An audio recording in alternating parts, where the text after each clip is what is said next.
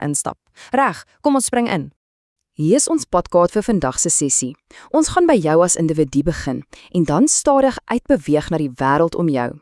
Ons kyk na afdeling 1, seksualiteit en identiteit. Afdeling 2, basiese en sekondêre behoeftes. Afdeling 3, gesonde verhoudings. Dan beweeg ons bietjie na buite met afdeling 4, die omgewing en regte. Afdeling 5, siektes en eetversteurings. En laastens, afdeling 6, middelmisbruik. Dit is 'n veilige, hoogs voorspelbare plan om jou eksamensstudie mooi te anker. Kom ons begin by afdeling 1, seksualiteit en jou identiteit. Kyk, die heel belangrikste punt om hier te onthou, is dat jy jouself eerste moet leer ken. Jy moet jouself aanvaar en van jouself hou as 'n unieke mens met selfvertroue voordat jy enigsins suksesvolle verhoudings met ander mense kan begin bou. Maar jou identiteit word mos nie in isolasie gevorm nie, of hoe? Jou seksuele identiteit sluit dinge in soos jou gevoelens en oortuigings oor seks, jou seksuele oriëntasie en jou gedrag. Dit alles word deur soveel dinge beïnvloed. Dit is natuurlik jou persoonlike ervarings, ja, maar dit word ook ontsettend sterk beïnvloed deur jou familie, jou vriende, die norme in jou gemeenskap, jou kulturele waardes en sonder twyfel, die media. Vir jou vraestel moet jy onthou dat beide hierdie interne en eksterne faktore saamwerk om jou identiteit te bou. Kom ons gaan nou vinnig deur die 6 spesifieke tipe seksualiteit wat jy beslis vir jou eksamen moet ken. Ek gaan hulle stadig vir jou noem sodat dit maklik is om te memoriseer. Eerstens, heteroseksueel. Dit is wanneer iemand aangetrokke is tot die teenoorgestelde geslag. Tweedens, homoseksueel. Aangetrokke tot dieselfde geslag.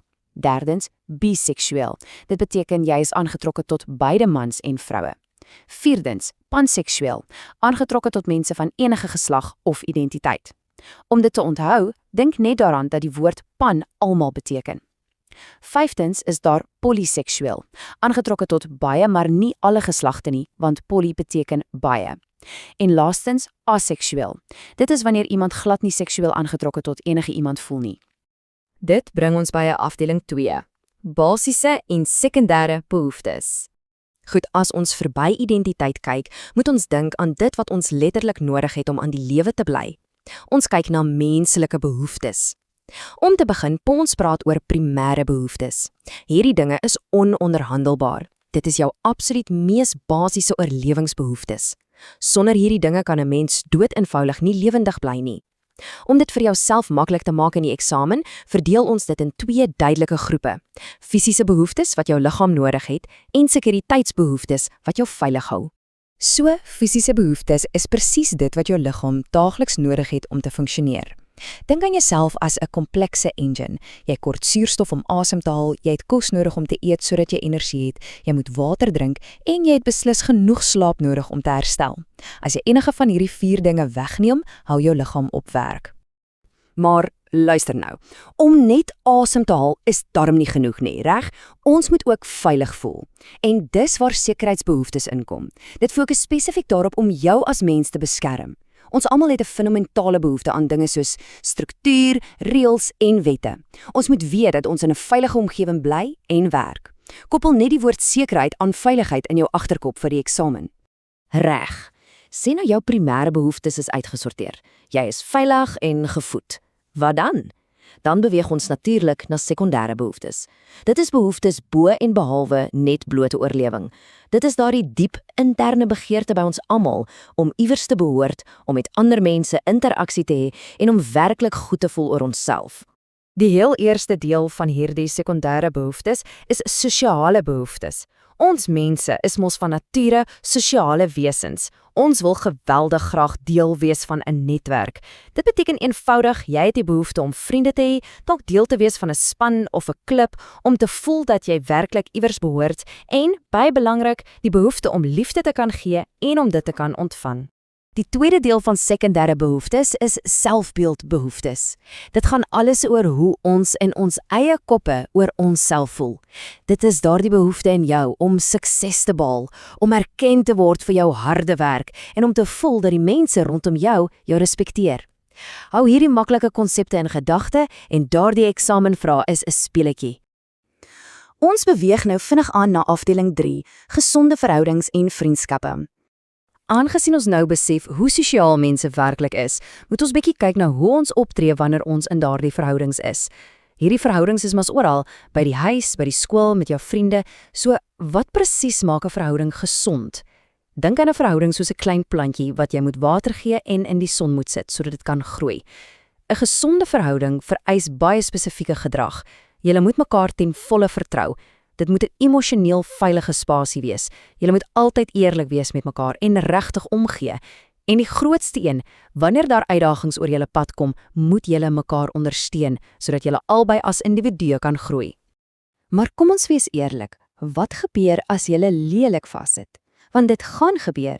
Vir jou eksamen moet jy presies weet hoe om sulke verskille konstruktief te hanteer. Dit is absoluut kardinaal.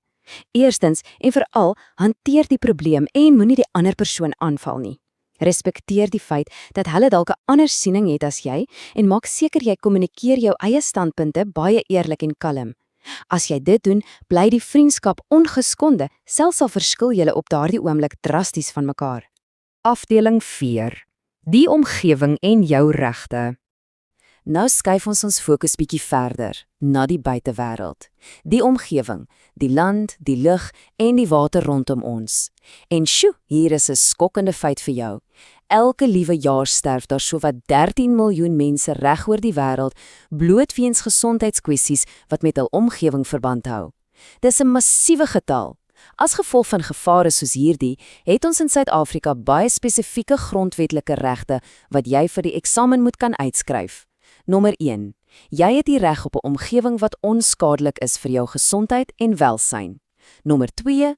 Jy het die reg dat ons omgewing beskerm word sodat dit nog daar is vir toekomstige generasies. Nommer 3. Ons almal het die reg om besoedeling te voorkom en om natuurbewaring te ondersteun. En ten slotte, nommer 4.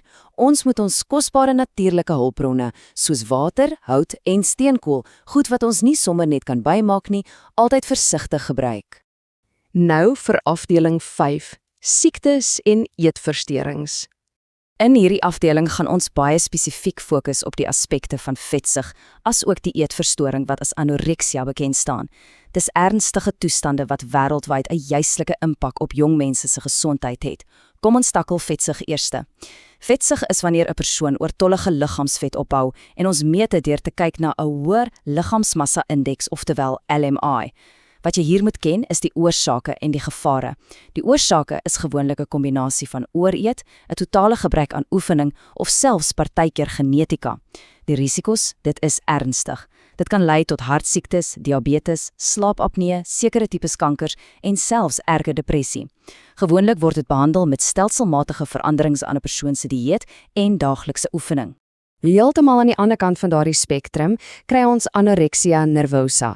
Dit is 'n geweldige verlammende vrees vir gewigstoename, gepaard met die wanpersepsie dat die persoon dink hulle is oorgewig selfs as hulle medies gevaarlik ondergewig is. Dis tragies, want mense dwing dan alself om op te gooi, hulle weerhou alself heeltemal van kos of misbruik selfs lakseermiddels. Die fisiese komplikasies is letterlik vernietigend. Die eksamen vereis dat jy moet weet dit lei tot siektes soos osteoporose, onvrugbaarheid en selfs permanente skade aan die hart. Dikwels word hierdie verstoring vererger of veroorsaak deur dinge soos trauma, mishandeling of as die persoon dalk deur ander afgeknou is. En dan is ons al by ons laaste afdeling, afdeling 6, die gevare van middelmisbruik. Hoekom begin mense dwelms of alkohol misbruik? Wel, dit is noodsaaklik om te besef dat sosiale faktore byna altyd 'n dryfveer is. Denk byvoorbeeld aan uiterste armoede, onstabiele familiesituasies, groepsdruk by die skool of 'n geskiedenis van trauma wat mense dryf om 'n ontsnapping te soek. Kom ons breek die fisiese gevare van alkohol stelselmatig af vir maklike leerwerk. Daar is 4 spesifieke organe wat jy moet ken. Nommer 1, jou brein. Alkohol tas die kommunikasiepaaie in die brein aan en verwoes jou koördinasie. Nommer 2, die hart. Daardie spier kan heeltemal uittrek as gevolg van alkohol, wat direk kan lei tot beroerdes. Nommer 3, die lewer. Misbruik veroorsaak geweldige inflammasie en lewerskade. En laastens nommer 4, die pankreas. Dit begin dodelike giftige stowwe produseer en swel geweldig op. Maak seker jy kan hierdie 4 spesifieke liggaamsdele vir jou antwoordstel neerskryf. En onthou, tabak is ongelukkig net so skadelik. Jy moet in jou eksamen eksplisiet noem dat tabak meer as 50 kankerwekkende chemikalieë bevat. Dis letterlik gif. Dit is propvol hoogs verslawende nikotien wat jou fisies en sielkundig totaal afhanklik maak. Die nagevolge, wel dit veroorsaak kanker, moontlike onvrugbaarheid, pynlike maagserre, asma en net vir ingeval dit nie genoeg is nie, erge vroegtydige veroudering en plooie. OK, hier is 'n klassieke strikvraag wat nogal gereeld in hierdie eksamens opduik, so luister mooi. Waar presies kry 'n mens die regte hulp? Maak seker jy verstaan die verskil in jou vraestel. Hospitale en plaaslike klinieke word spesifiek en hoofsaaklik gebruik vir algemene en fisiese siektes. Maar as iemand byvoorbeeld ly aan 'n ernstige alkohol- of dwelmprobleem, is gespesialiseerde rehabilitasiesentrums die enigste gepaste en veilige plek vir verslawingsbehandeling. Moenie daardie twee met mekaar verwar nie. En daarmee is ons reg deur alles. Dink net, ons het die hele pad saam gestap, reg van jou eie innerlike self en jou persoonlike behoeftes, deur jou vriendskappe en die regte vir ons omgewing, tot by die gevare van ernstige gesondheidskwessies. As jy hierdie konsepte mooi verstaan, het jy nou 'n fantastiese, soliede grondslag vir daardie vraestel. Baie sterkte met jou eksamen, maar onthou altyd, lewensoriëntering is op die ou end soveel meer as net punte op 'n stuk papier. Dit is werklik 'n blouprik vir hoe jy jou lewe in die regte wêreld gaan aanpak. Die groot vraag is, nou dat jy al hierdie inligting het, watter een van hierdie vaardighede gaan jy vandag in jou eie lewe begin toepas?